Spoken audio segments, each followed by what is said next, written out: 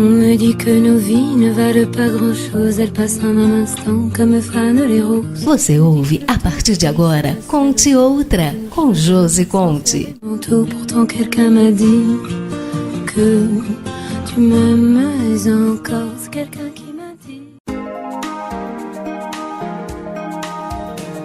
Alô, ouvintes da Rádio 94.7 FM, aqui é a Josi, volto para falar um pouquinho de comportamento humano. Trago hoje um tema com o qual eu trabalhei por vários anos da minha vida e que acho de extrema importância, bastante relevante, que deve ser divulgado no maior número de locais possíveis, que as pessoas devem saber mais sobre isso, que é o caso do assédio moral no trabalho.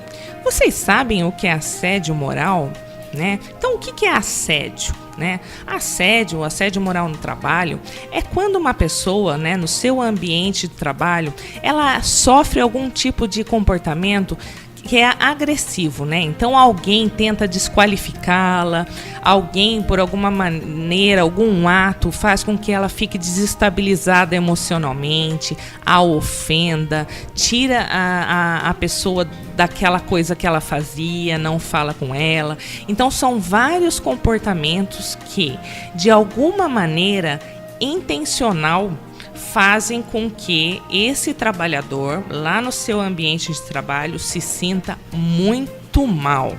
E isso, gente, não é saudável. Isso, com o tempo, adoece e é bastante complicado.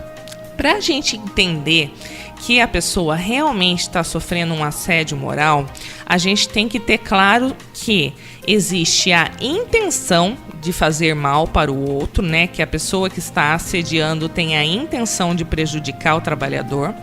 E também é importante que a gente tenha claro que isso que está acontecendo acontece repetidamente. Porque pode acontecer em determinado momento uma situação delicada, né? Pode acontecer uma situação onde haja um constrangimento, onde haja sim uma situação vexatória, humilhatória e que seja desconfortável lá para essas pessoas que estão no ambiente de trabalho.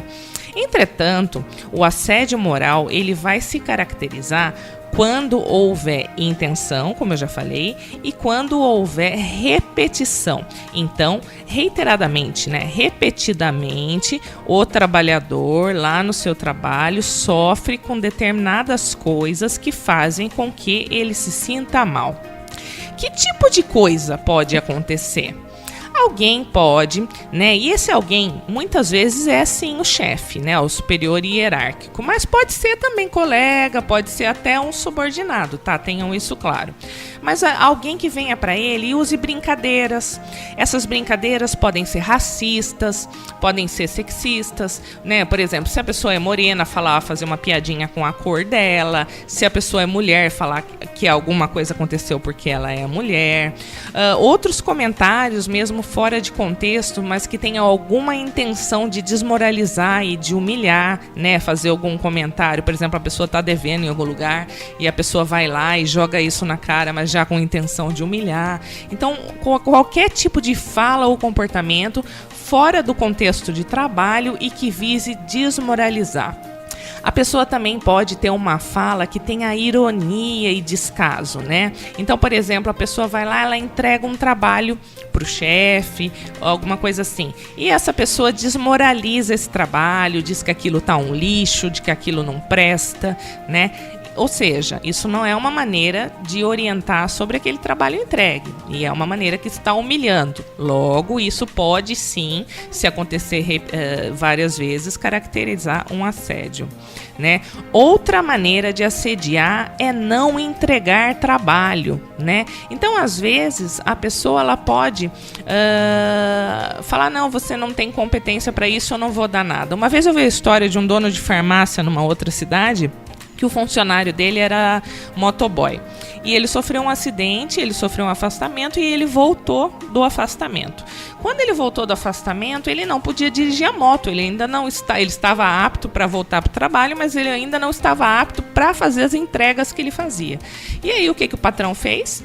ele falou assim: então, se você não pode entregar, você vai ficar nesse banco sentado o dia inteiro. Então, deixar esse funcionário lá inutilizado, sentado, como se fosse numa posição de castigo, essa é uma maneira de assediar esse funcionário. A mesma coisa também se a pessoa não dirigir a palavra, né? Se ela ignorar, se ela fingir que aquela pessoa não existe, também são maneiras de assediar. Outra maneira de assediar é não permitir que a pessoa fale ou que ela se defenda, né? Numa situação onde é necessário uma argumentação no trabalho, por exemplo.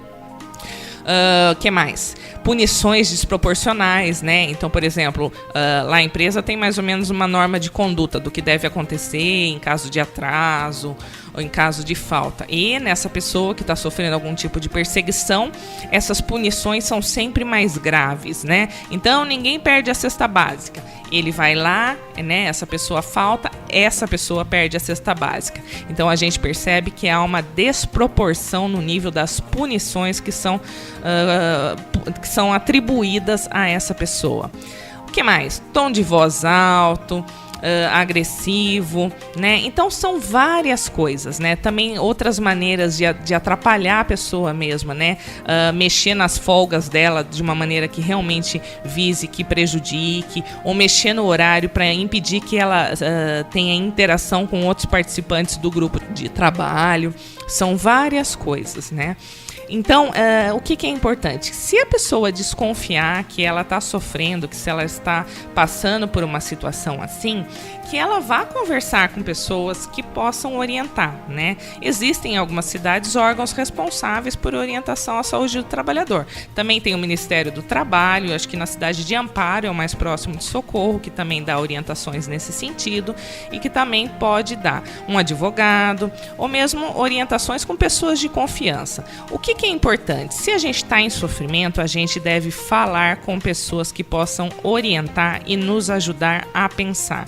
Porque o que acontece? Quando a gente está sofrendo, quando a gente está passando por uma situação difícil, muitas vezes a gente não consegue raciocinar com clareza.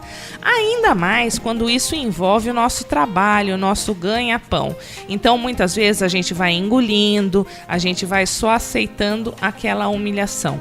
Então é importante, tá? Se for uma empresa que tem RH, de repente tenta lá falar com o RH, tenta falar com uma outra pessoa que também seja relacionada à gerência.